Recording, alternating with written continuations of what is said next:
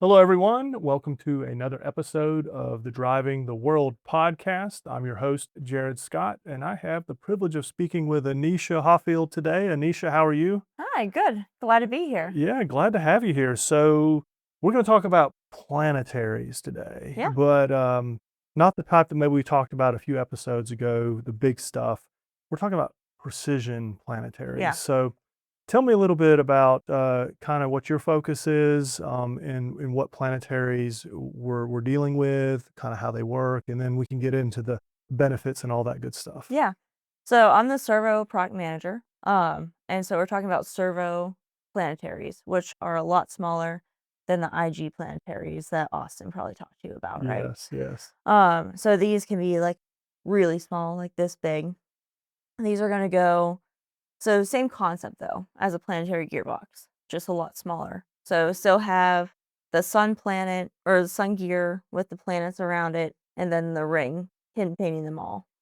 So you're still driving that force within just like one gear ring with all those gears and getting a torque out the end.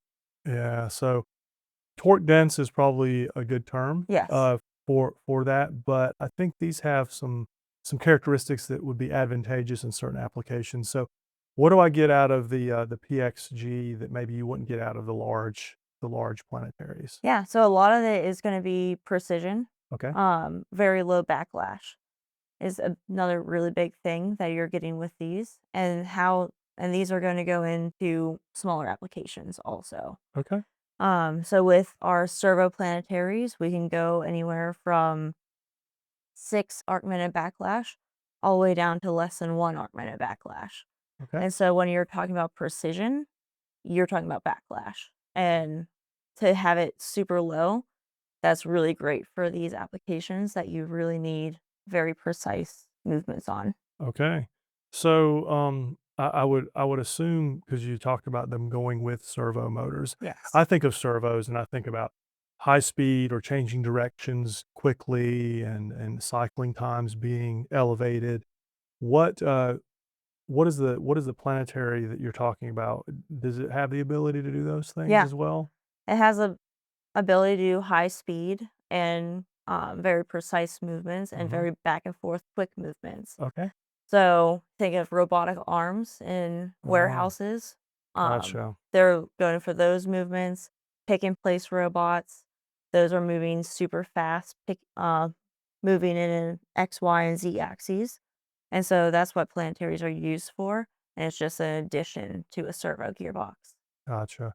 So I would imagine you mentioned like I love robots and I'm thinking about them right now and I'm trying to stay focused, but Yeah. robots are probably like super precise. And then there's other applications. Maybe I don't need that precision. Yeah. Maybe I need more of the torque or the speed. So is it just kind of a one size fits all type of planetary, or do you have different classes of planetaries? Yeah. We have different classes. So we have 6 different classes. Wow. Um, and that's kind of the range of the arc minutes that we talk about that I mentioned before. So we have the precision range, which is going to be, we say performance class 5, 6, and 7.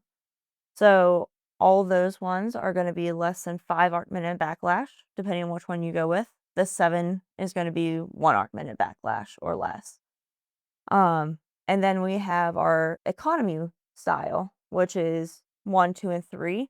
That's going to be more for customers that just want the smaller size, but they still want the torque and speed range. But Okay. it's going to have a higher arc minute of play in the gearing. Hmm. So it's going to be around 6 arc minute or a little Gotcha. bit more. Gotcha. So I know you're using. I know what an arc Yeah. minute is.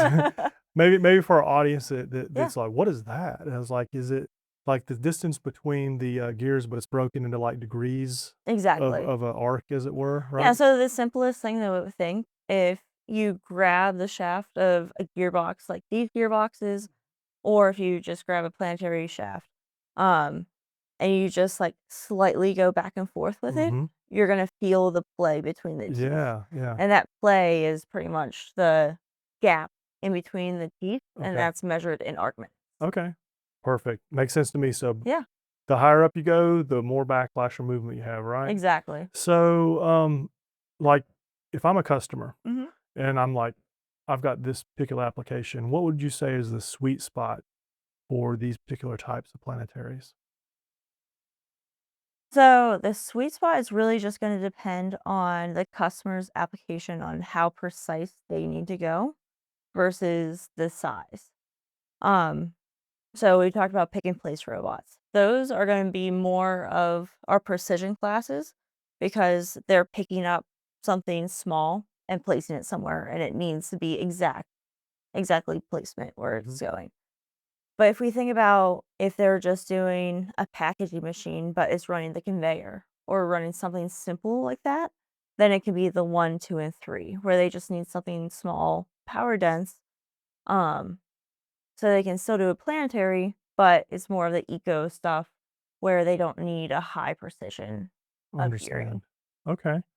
So I need to maybe think outside the box of not just precision, but just, hey, I don't have much room for something there. You Exactly. could put it in a tight space. Yeah. So a lot of these are also going to go into like AGVs or Ah, yeah. okay, okay. So that's a big application as well because all the AGVs or the other kinds of automated guided vehicles, they need small space and small gearboxes. So PXGs are a good size for them or a good fit for them. Okay. So I think about just our like we have an example here Mhm. of our regular gear motors, but I'm interested in what we're talking about. Yeah. I listen to this podcast. I'm like, ooh, what do I go? Where do I go from there? How do I find out more about PXGs? Who do I talk to about perhaps getting some installed on a particular application I have in my factory? Yeah. So you can look them up on our website. Hmm. Um, they're they have a bunch of dedicated pages to them themselves. You can size them on our website as well, or you can get in contact with your local solutions engineer and or salesman and talk to them and Hmm. they'll size them up for you. Okay, great, great. Yeah. And I think that kind of ends it there because Awesome. it's a great product. Yeah. Thanks for talking about it a little bit. If you were going to just sell it and you had just a couple of sentences to say, why should I as a customer want to put some PXGs in my factory or applications? Well, PXG is an addition to the one-stop shop that SEW is selling a complete solution to the customer because now you don't need to go to a third party planetary gear manufacturer to get Hmm. one. We have them. And the PXGs, we have such a wide range that we can fit into almost any application, and it's gonna be suited for almost every customer and be a best fit for almost all customers out there and all applications. Understand. And would you say that it'd be a true statement to say also that from an economic standpoint, you can pick the right product for the right solution and not overspend, as it were, and get something that you don't Exactly. need?